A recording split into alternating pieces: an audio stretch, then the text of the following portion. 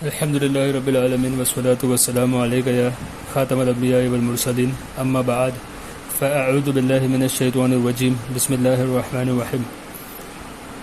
درس بخاری شریف نزہۃ القاری شرح بخاری اول۔ بسم اللہ الرحمن الرحیم الحمد للہ رب العالمین وعلی آلہ واصحابہ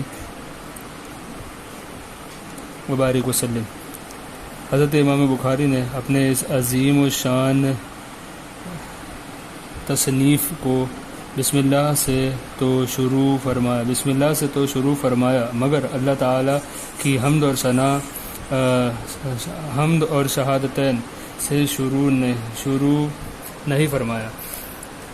حالانکہ حدیث میں ہے ہر عظیم الشان کام اللہ تعالیٰ کی حمد سے نہ شروع کیا جائے وہ بے برکت ہے۔ جس خطبے میں شہادت نہ ہو وہ کٹے ہوئے ہاتھ کی مثل ہے۔ ان دونوں حدیثوں کو امام ابو داود، نسائی، ابن ماجہ وغیرہ نے حضرت ابو ہریرہ رضی اللہ تعالی عنہما سے روایت کی ہے۔ اس کا سب سے صحیح اور تحقیقی جواب صرف یہ ہے کہ ان دونوں حدیثوں میں یہ نہیں کہ جب کچھ لکھنا چاہے تو حمد و شہادتین کو پہلے لکھے، پھر صرف ابتدا کا حکم ہے۔ ہو سکتا ہے کہ امام بخاری نے حمد اور شہادتین لکھنے سے پہلے زبان سے ادا کر لی ہو۔ دوسرا جواب بھی اس لیے ان پر ضروری نہیں ہوا کہ وہ اس پر عمل کرتے، جیسا کہ اس کے ایک راوی قرہ ابن عبد الرحمن کو ضعیف کہا گیا ہے، اگرچہ یہ حدیث صحیح ہے جیسا کہ ابن حبان اور ابو عوانہ نے تصریح کی ہے۔ نیز یہ حدیث نسائی میں سعید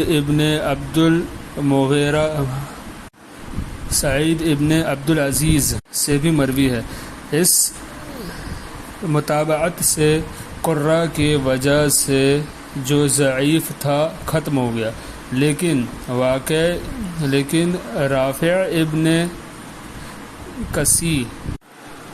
واقعے میں کسی حدیث کا صحیح ہونا اور بات ہے اور امام بخاری کے نزدیک صحیح ہونا اور بات ہے۔ اس کے چند اور بھی جوابات دیے گئے ہیں مگر وہ صحیح نہیں۔ مثلا یہ کہ یہ ارشاد خطبوں اور تقریروں کے ساتھ خاص ہے، چونکہ زمانہ جاہلیت میں یہ دستور تھا کہ اپنے خطبوں کو وہ کسی شعر سے شروع کرتے تھے۔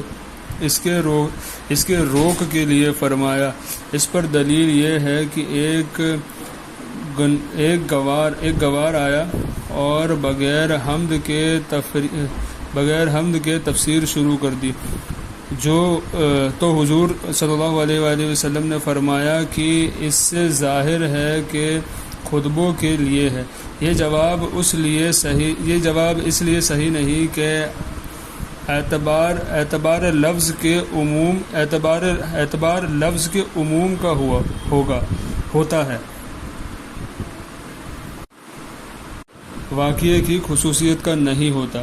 جب ارشاد عام ہے کہ فرمایا تو اسے عام ہی رکھنا ضروری ہے۔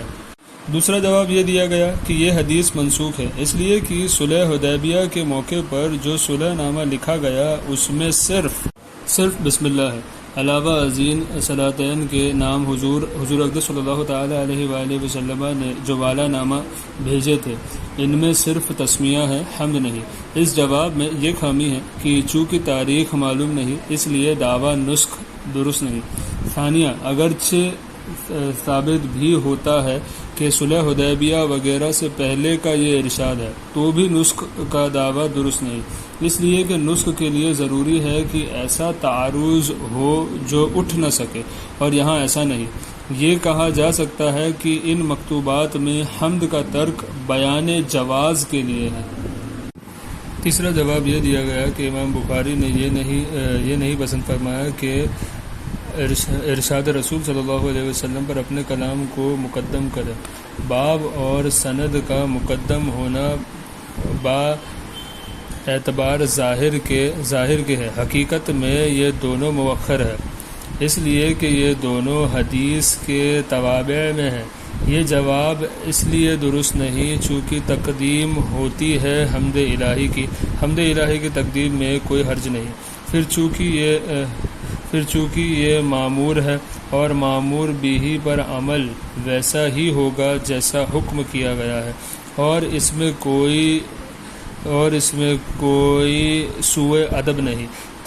ترجمہ باب اور سند کا تقدیم کا یہ عذر کہ حقیقتاً مؤخر ہے بے معنی ہے، اس لیے کہ اعتبار ظاہر کا ہے اور ظاہر میں یہ مقدم ہے۔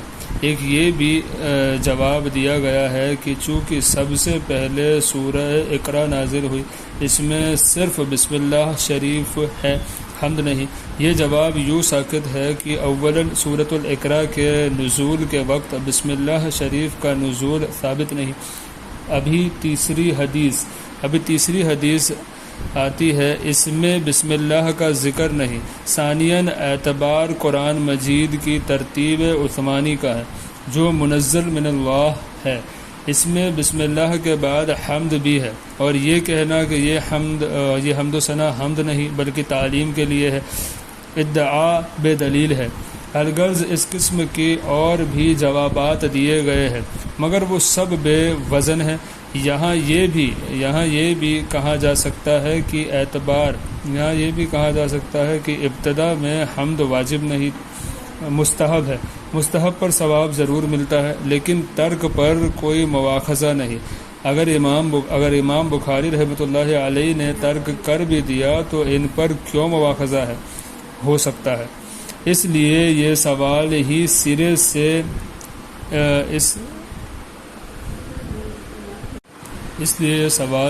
ہی اس لائق نہیں کہ اس پر ذکر کیا جائے۔ عہد قدیم میں یہی طریقہ تھا کہ مصنفین صرف بسم اللہ پر اکتفا کرتے تھے۔ موطا امام مالک، مصنف ابن عبد الرزاق وغیرہ کا یہی حال ہے۔ بسم اللہ الرحمن الرحیم۔ باب کیف کان بدء الوحی الی رسول اللہ صلی اللہ علیہ وآلہ وسلم۔ حدیث انما الاعمال بالنیات۔ علقمہ بن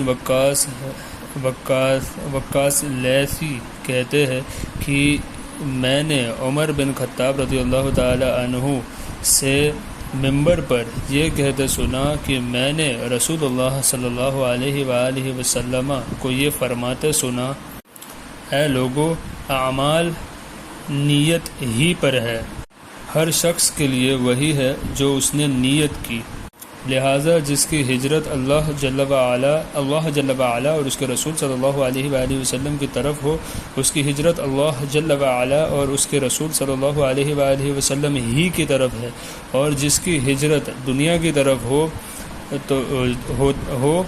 تاکہ اسے حاصل کرے، یا کسی عورت کی جانب ہو کہ اس سے شادی کرے، تو اس کی ہجرت اسی کی طرف ہے، اس کی طرف ہی ہے، جبکہ جس کی طرف اس نے ہجرت کی، اس کی ہجرت اس کی طرف ہی ہے جس کی طرف اس نے ہجرت کی۔ تشریحات۔ سیدنا عمر بن خطاب رضی اللہ تعالی عنہ یہ عام الفیل کے 13 سال بعد پیدا ہوئے۔ 39 مردوں کے بعد حضور اقدس صلی اللہ علیہ وآلہ وسلم کی دعا سے سن 690 میں ایمان لائے۔ 13 سن ہجری 23 جمادی الآخر بروز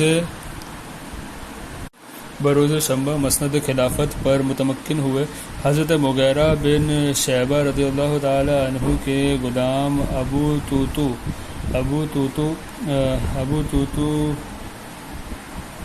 فیروز مجوسی نے نماز فجر میں زخمی کیا۔ 3 دن کے بعد 28 ذوالحجہ پر 28 ذوالحجہ بروز دوشنبہ شہید ہوئے۔ روضہ پاک میں حضرت صدیق اکبر رضی اللہ تعالی عنہ کے پہلو میں دفن ہوئے۔ عمر مبارک 36 سال ہوئی، 10 سال 6 مہینے 5 دن 10 سال 6 مہینے 5 دن بڑی شان و شوکت کے ساتھ نیابت رسول صلی اللہ علیہ وآلہ وسلم کا حق ادا کیا۔ انہی کے عمدہ خلافت میں وقت کے 2 عظیم فرعون کیسر و روم و کسرا ایران کی کیسر روم کسرا ایران کی ہزارہا سال جابرانہ ظالمانہ سلطنت پاش ہوئی۔ سبحان اللہ۔ عراق، ایران، مکران، بلوچستان جسے بلوچستان کہتے ہیں، شام، فلسطین، مصر وغیرہ وغیرہ بڑی ممالک اسلام کے زیر نگی ہوئے۔ چاردانگ عالم میں اسلام کی ہیبت و شوکت بیٹھ گئی، جیسا کہ خود حضور اقدس صلی اللہ تعالی علیہ وآلہ وسلم نے اس کی خبر دی تھی۔ ابو حفص کنیت فاروق اعظم لقب ہے، ان سے 538 احادیث مروی ہے۔ صحابہ میں عمر بن خطاب نام کے اور کوئی صحابہ نہیں، البتہ راویان حدیث میں اس نام کے 6 حضرات ہیں۔ صحابہ کرام میں عمر نام کے 23 اور حضرات ہیں۔ صحابہ کرام میں عمر نام کے 23 اور حضرات ہیں، اور عمر نام کے 200 سے زائد صحابہ کرام ہیں، اور عمر نام کے 200 سے زائد صحابہ کرام ہیں۔ عمر اور عمر لکھنے میں یکساں ہی ہے، اس لیے امتیاز کے لیے عمر کے ساتھ واو لکھا جاتا ہے، اور عمر بغیر واو کے جو واو کے ساتھ لکھا ہوا وہ عمر ہے، عین کے فتحہ اور میم کے جزم کے ساتھ، اور جو عمر بغیر واو کے ہے یہ عین کے ضبط اور میم کے فتحہ کے ساتھ ہے۔ اس پر اہل سنت کا اجماع ہے کہ تمام امت سے افضل صدیق اکبر رضی اللہ تعالیٰ عنہ، پھر فاروق اعظم، پھر عثمان غنی، پھر علی المرتضیٰ، پھر عشرۃ المبشرہ رضوان اللہ تعالیٰ علیہم اجمعین ہیں۔ اس حدیث کی حیثیت ابن مندہ کی تصریح کے مطابق یہ حدیث علاوہ حضرت عمر کے حضرت علی و حضرت سعد و حضرت ابو سعید خدری و عبداللہ ابن مسعود و عبداللہ ابن عمر و انس ابن عباس انس ابن عباس و معاویہ اور ابو ہریرہ اور عبادہ ابن ثامت اور عتبہ ابن عبد الاسلمی وحزال بن سوید وعقبہ بن عامر وجابر وابو ذر وعتبہ بن منذر وعقبہ بن مسلم وانس و ابن عباس رضی اللہ تعالی عنہم سے بھی مروی ہے۔ ابن مندہ کا یہ قول اگر صحیح ہے تو یہ حدیث متواتر ہے، مگر اکثر محدثین کی رائے یہ ہے کہ یہ حدیث صرف حضرت عمر ہی سے مروی ہے، اور ان کے بعد یحییٰ ابن سعید انصاری تک اس کے راوی ایک رہے۔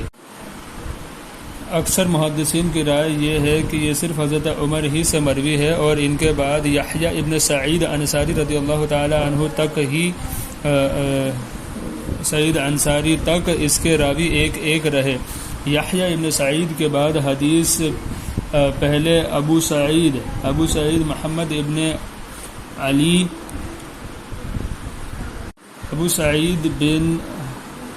یحییٰ ابن سعید کے بعد یہ حدیث پھیلی۔ ابو سعید محمد ابن علی کشاب نے کہا کہ 150 اور ابن مندہ نے کہا کہ 300 سے زائد۔ حافظ ابو موسیٰ مدنی اور ابو اسماعیل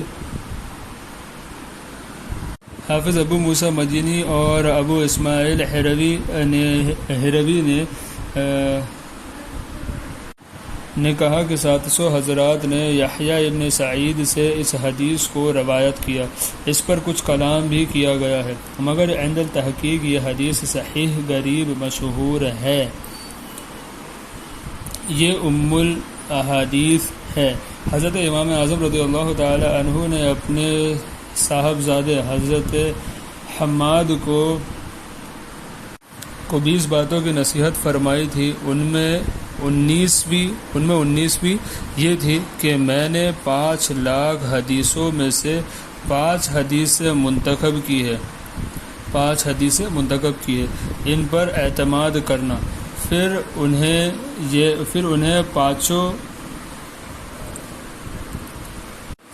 ان پانچوں حدیثوں کو ذکر کر کے فرمایا،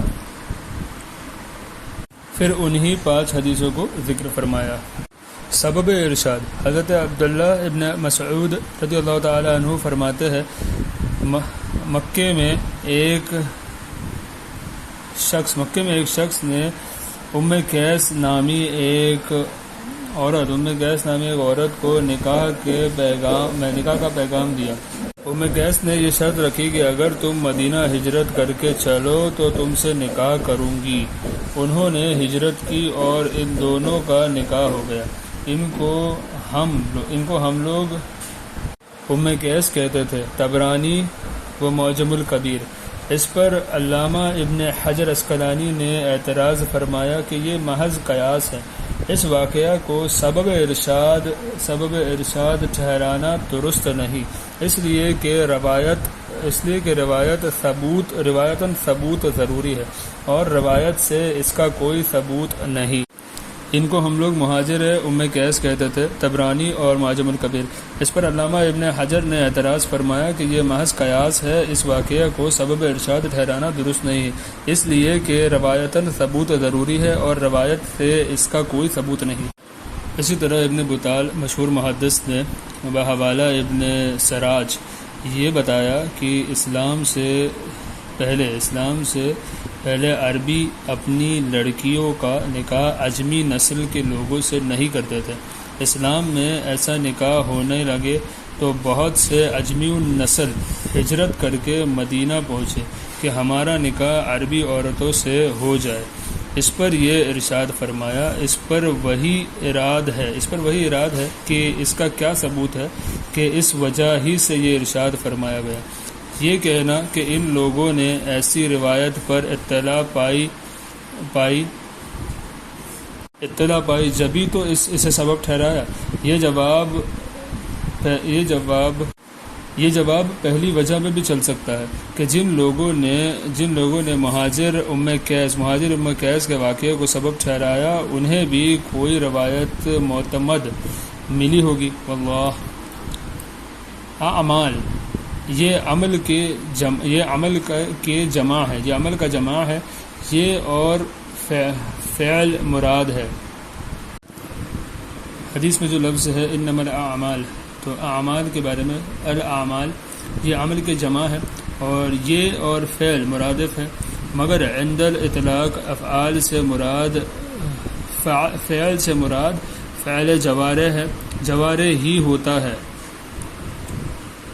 اور اعمال عام ہے افعال جوارح، افعال لسان، افعال قلب سب پر اس کا اطلاق ہوتا ہے، جس کی دلیل بخاری شریف کی یہ حدیث ہے جو حضرت ابو ہریرہ رضی اللہ تعالی عنہ سے مروی ہے کہ رسول اللہ صلی اللہ تعالی علیہ وآلہ وسلم سے سوال ہوا کون سا عمل افضل ہے؟ فرمایا اللہ تعالی اور اللہ تعالیٰ اور اس کے رسول صلی اللہ علیہ وآلہ وسلم پر ایمان۔ پوچھا گیا پھر کون؟ تو فرمایا جہاد۔ پھر دریافت کیا گیا پھر کون؟ فرمایا حج مقبول۔ یہ عبادات، محرمات، مکروہات، مباحات سب کو شامل ہے، مگر یہاں مراد صرف اعمال صالحہ ہے اور بنظر دقیق مباحت بھی۔ حدیث میں جو لفظ ہے نیت کی جمع ہے۔ نیت دل کے پختہ ارادے کو کہتے ہیں، نیت دل کے پختہ ارادے کو کہتے ہیں، خواہ وہ کسی چیز کا ہو، اور شریعت میں عبادت کے ارادے کو کہتے ہیں، اور شریعت میں عبادت کے ارادے کو کہتے ہیں۔ تلویح، ارادہ، عزم، قصد۔ محققین کے نزدیک ارادہ اس صفت کو کہتے ہیں جس سے دو متساوی چیزوں میں ایک کو ترجیح دی جائے، خواہ قدیم ہو خواہ حادث۔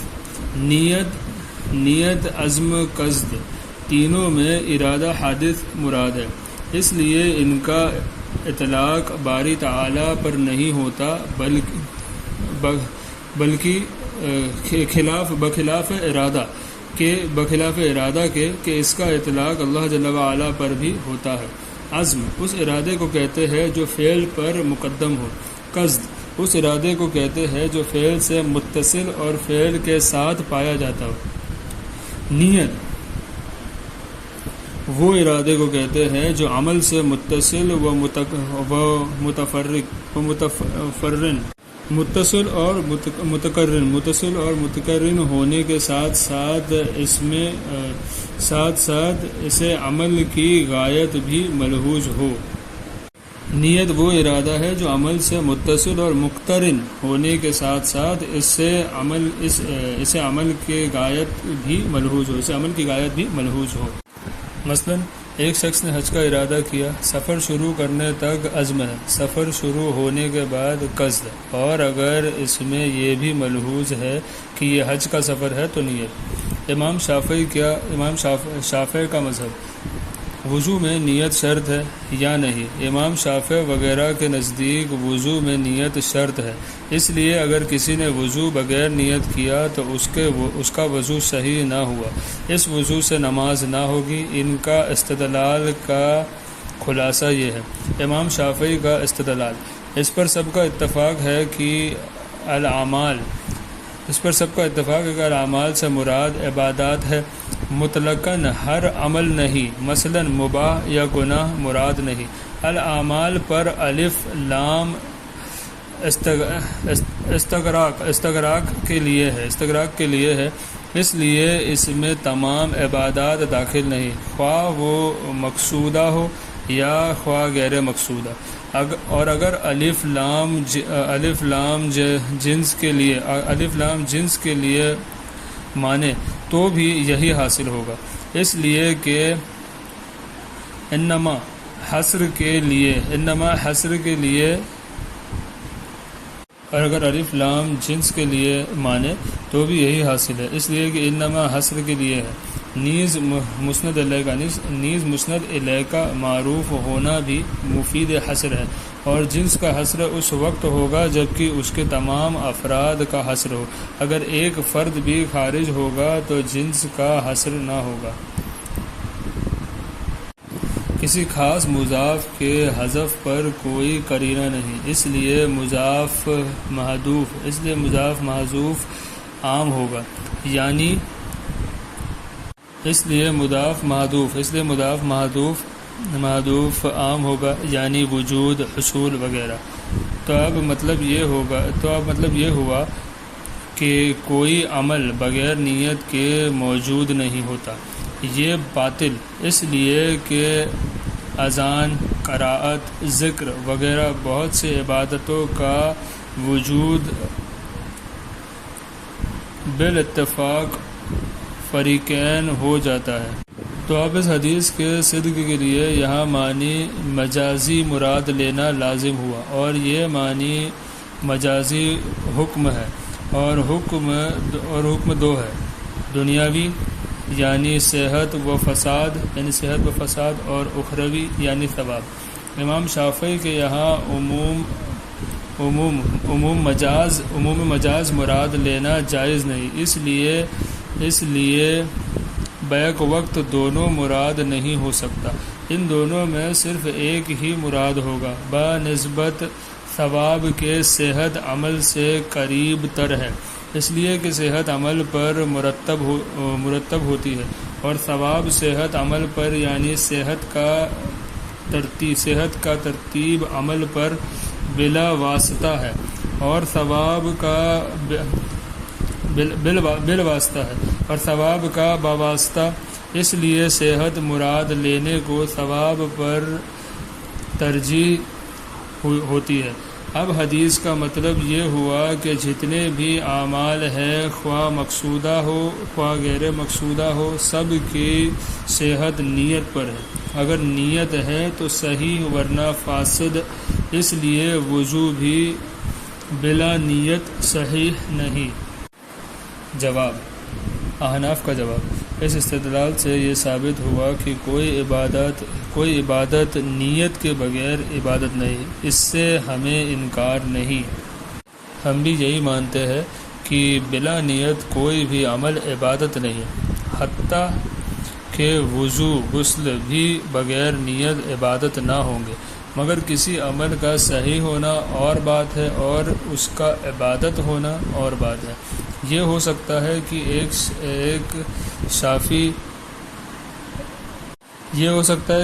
شے فی نفسی ہی صحیح ہوگی لیکن عبادت نہ ہوئی، جیسا نکاح اگر بلا نیت طاعت کیا عبادت نہ ہوگی مگر شرعاً صحیح ہے۔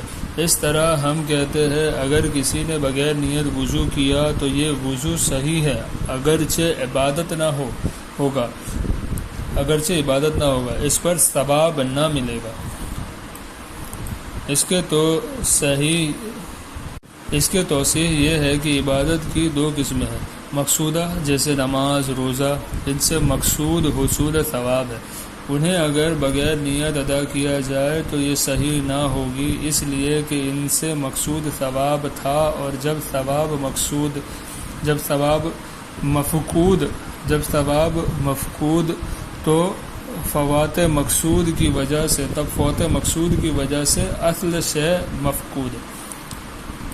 دوسری عبادت غیر مقصودہ جو دوسری عبادتوں کے لیے ذریعہ ہو، جیسے نماز کے لیے چلنا، وضو، غسل وغیرہ، ان عبادات غیر مقصودہ کو اگر کوئی بنیت طاعت کرے گا تو اسے ثواب ملے گا، اور اگر بلا نیت کرے تو ثواب نہیں ملے گا، مگر یہ ذریعہ وسیلہ ہونے کے اعتبار سے شرعاً صحیح ہوگا، اور ان سے نماز صحیح ہو جائے گی، اور شوافع کے استدلال سے ثابت ہوتا یہ کہ بغیر نیت وضو عبادت نہیں، یہ ثابت نہ ہوا کہ وہ اس معنی کے صحیح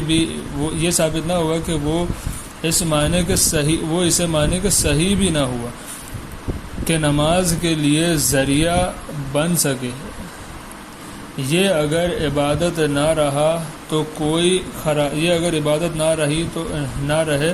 کوئی خرابی نہیں، ان کا دوسرا اور اہم مقصد ذریعہ عبادت ہونا باقی رہا، جیسے کہ چلنا بے نیت طاعت، سجدے کی طرف چلا تو یہ عبادت نہ ہوا، مگر ذریعہ نماز تو ہوگا۔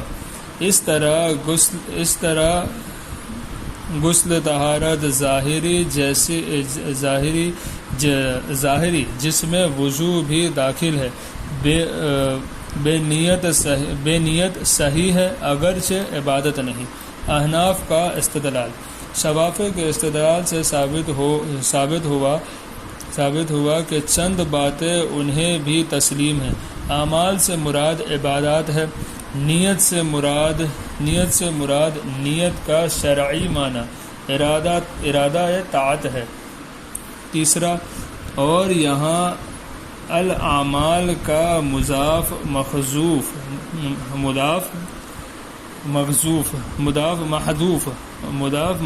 ہے۔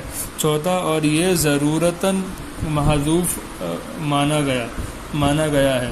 اب احناف کہتے ہیں جو چیز ضرورتاً مقدر مانی جاتی ہے وہ بقدر ضرورت ہوگی، ضرورت سرخی ہو، ضرورت سے زیادہ ماننے میں مفاسد کا فتح باب ہے، نیز اس کے حذف پر قرینہ بھی ہونا ضروری ہے، خواہ عقلی خواہ نفتی، خواہ عقلی خواہ لفظی خواہ معنوی۔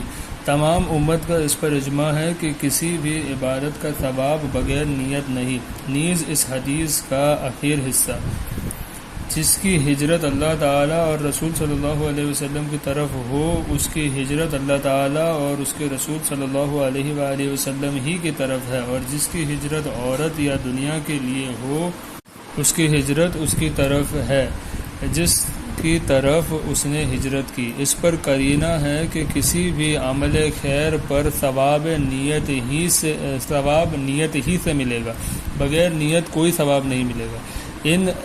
ان دو عقلی اور لفظی قرائن کی وجہ سے یہاں ثواب کا محذوف ماننا ضروری ہے، اور اتنے سے حذف کی ضرورت پوری ہو گئی، اور ثواب حکم اخروی ہے تو حکم دنیاوی یعنی صحت مراد لینا ساکت۔ نیز اگر حکم کو محذوف مانے اور مراد لے دنیاوی حکم یعنی صحت، تو حدیث کا آخری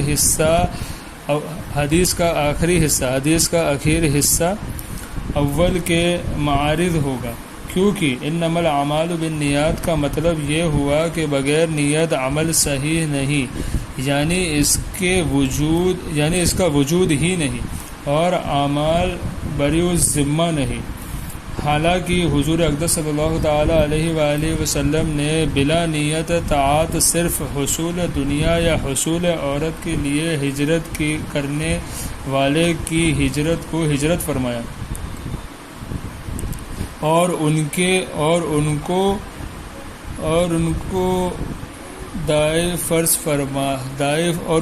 ادائے فرض سے بری الذمہ مانا، ورنہ لازم آئے گا کہ یہ صحابہ ترک فرض ہو کر فاسق ہوئے، کیونکہ قبل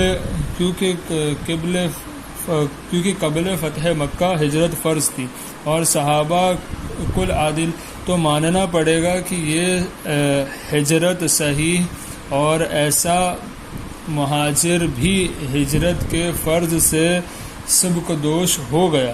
اس لیے حدیث کے اول و آخر کو تعارض سے بچانے کے لیے ثواب کو محذوف ماننا لازم۔ اب جب کہ ثابت ہو گیا کہ یہ معنی محذوف